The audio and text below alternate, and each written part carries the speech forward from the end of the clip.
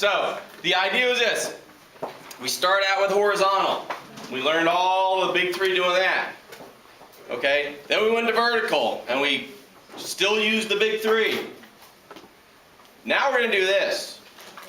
2 dimensions, okay? Horizontal and vertical put together. But the key is going to be that we still use the big three.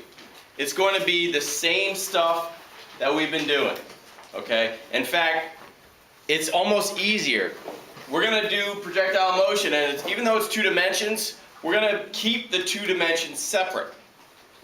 All right? We'll have, if a ball flies through the air, yes, it would be this velocity, okay?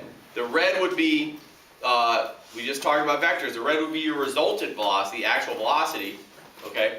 But we can look at it as 2 dimensions, as just the vertical piece and the horizontal piece.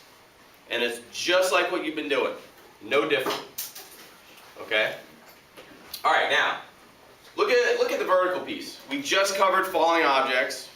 So if you look at just the vertical arrows, that should be just like the picture we had on the test, right? With the pop fly. You see a velocity here. Here's the arrow representing the velocity. All right, as it goes higher and higher, it's going to slow down. It's going to lose its velocity. See the velocity smaller there? All right, just vertical. What's the vertical velocity at the peak? 0. Velocity at the peak is 0. The acceleration is going to be negative 9.8. Right? But the velocity of the peak, look, there's no arrow at the peak vertically because the vertical velocity is 0. And then after that, it starts falling down. Here's my vertical velocity again. Okay? Notice it's the same value as it is here, except negative. It's pointing down now. Okay? And then it's down there. You know, making up numbers, if this velocity was 30 here, and this velocity is, I don't know, 10, and then it'll be 0, and then it'll be negative 10, and then it'll be negative 30, right? That's just what we did with falling objects. That's your pop fly. Okay. Now, what about horizontally? Horizontally is going to be extremely boring. Because in the air, when something flies through the air, the only way that gravity pulls us down, gravity only affects the vertical. Horizontally, there will never be acceleration. Never. Okay? Whatever the velocity is here, look at the arrow. It's the same there. It's the same there. Same there, same there. Okay? When something flies through the air, it's not like there's rocket boosters pushing it horizontally. Okay? So the velocity, there's nothing to make something accelerate horizontally. So that's why the velocity will always stay the same throughout. Does that make sense? Okay. All right.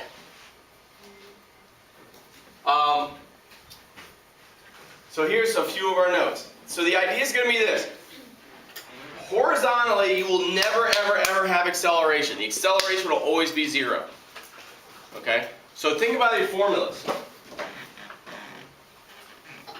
Horizontally, so we have our big three, right? We have VF equals VI plus AT. We have VF squared equals VI squared plus 2AD. And we have the big ugly. Oops. Let me get a little more room for that.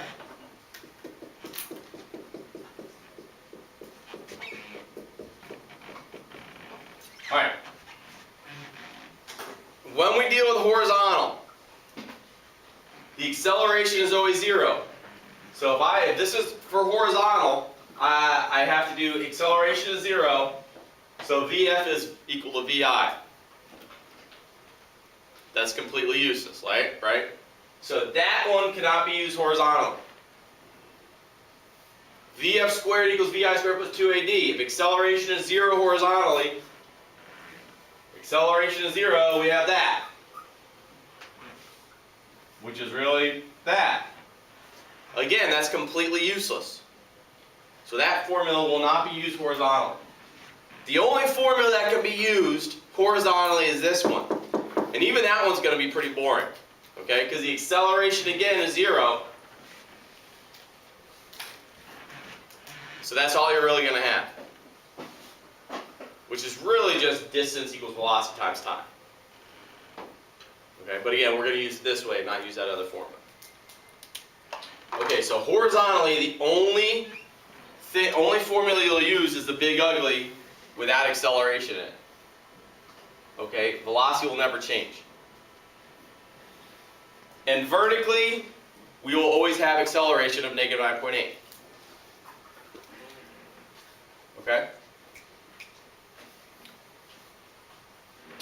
Now, what you have to understand is this. Always, always, always. Because gravity only pulls straight down, gravity does not care at all about horizontal. Okay? It does not care how fast you're going horizontally one bit. It will never be affected with the way it falls. Okay? So what I have here, let's say these are 2 tennis balls right here. Okay? Sort of get them in there. Alright, tennis ball A, tennis ball B. Alright? No matter how fast I throw tennis ball B, it will still hit the ground the same rate or at the same time as tennis ball A. So if I throw something perfectly horizontal, gravity does not care how fast I throw it. I can throw this 100 miles an hour, okay? And it's going to hit the ground in that much time, no matter what. No matter how fast I throw something horizontally, okay, it just depends on how high it is to tell you when it's going to hit the ground. Always, always, always. Alright? So if I'm rolling ball A and ball B, okay, so let's say ball B has a horizontal velocity to it. Alright? I'm rolling it fast off the table. Look at ball B first. Notice how after every second it's going to travel the same distance because there's no acceleration. Okay, so if it travels a meter here, after the next second it's going to travel another meter. Travel a meter and so on and so forth. It will never change. There's no change in velocity because there's no acceleration. But look at it compared to ball A when it's falling down. Okay? No matter what, they will always hit the ground at the same rate, or they all always fall with the same rate due to gravity. Okay? Remember that picture we did, the 1, 3, 5, 7 with falling objects? Okay? See? There it is, right there. Notice that ball B, I got the little dotted lines to show you. Ball B is still going to hit the ground the same time as ball A. Because gravity does not care about how fast you're going horizontally. Okay? I could be out in a field. Okay, let's say I'm out in a far field, no one's around me, and I fire a gun. Okay? I'm going to fire a bullet. That bullet is going to hit the ground, and let's say I drop a bullet as well. So I fire one bullet and I drop a bullet. Both bullets are going to hit the ground at the same exact time. As long as I'm firing this one horizontally. Okay? Do you not believe me? No? Okay. Want me to do a demonstration? Okay.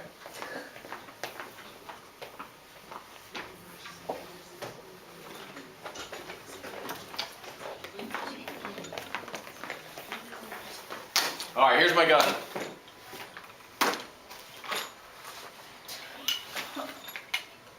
Alright, so here, this is what we're going to do. That fires off.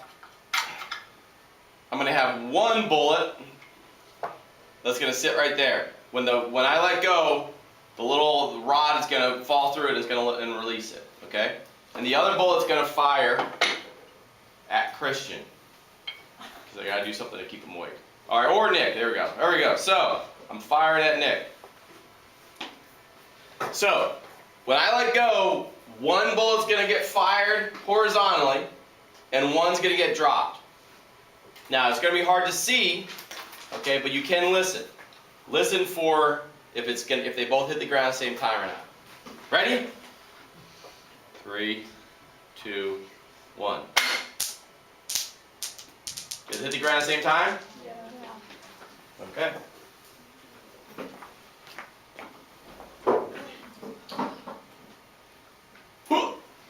Alright, So that's the same thing as real bullets, okay? If I fire something perfectly horizontal, gravity is still going to pull it like it was just dropped. All right, understand that, realize right now we're moving, all right? We're spinning around the earth, okay? We're going pretty fast. We're going about 200 miles an hour. It's not like that affects gravity in the way we fall. Okay, so it has no effect on how fast something falls, how fast you go horizontally. Now, if I shoot that gun like this, now I'm giving it a vertical velocity. Now it is going to be in the air longer than the one I dropped. But as long as I fire it perfectly horizontal, they will both hit the ground at the same exact time, no matter what. Okay? So there's a bullet I dropped, there's a bullet I shot. Yes, the bullet I shoot will go really far away, okay, because it's going really fast. And then while it's in that same air for the same amount of time, it's going to go far away. But it will hit the ground just like if I fire a gun from this height, it's going to hit the ground just like that. Same exact time. Okay? Alright, so what we're going to do is this. We're going to have, there's really two types of problems that we're going to talk about with projectile motion. We're going to start with a problem like ball beat. Okay? We're going to start with things that just roll off a table or firing a gun perfectly horizontal. Okay? Then we're going to go to these. Then we're going to start shooting at angles. But when we fire something perfectly horizontal, it'll be pretty much the same steps every time. All right? I'm going to call this one. I'm going to give you a worksheet today called the Madonna worksheet. All right? And whenever we talk about problems where it's perfectly horizontal, we're going to refer to the first question on here, which is Madonna driving off a cliff. Okay? Anyway, so she's going to be driving horizontally. So that's going to be an initial vertical velocity of 0. So we'll start with problems that look like this. Okay? We'll do that for a little while. This is going to be, we're going to do a lab where we let the ball roll down a ramp across a table, and you're going to have to calculate exactly where to place a cup so that the ball will fall directly into the cup. Okay? Again, that will be a Madonna problem. That will be the same exact thing. Alright? And the way we do that is this. When you have to solve a problem like that, all you want to do is get two columns going. Alright? I'm going to cross this. Can I cross stuff out? Yeah, I can. Okay.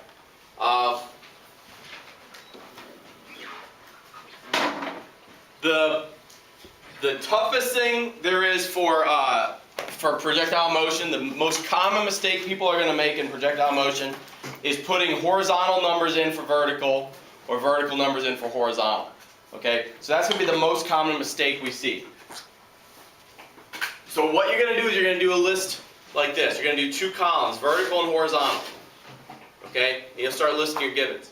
Alright? Acceleration, at the top you know right away you can do your accelerations. Velocity, or vertical is going to be 9.8, negative 9.8.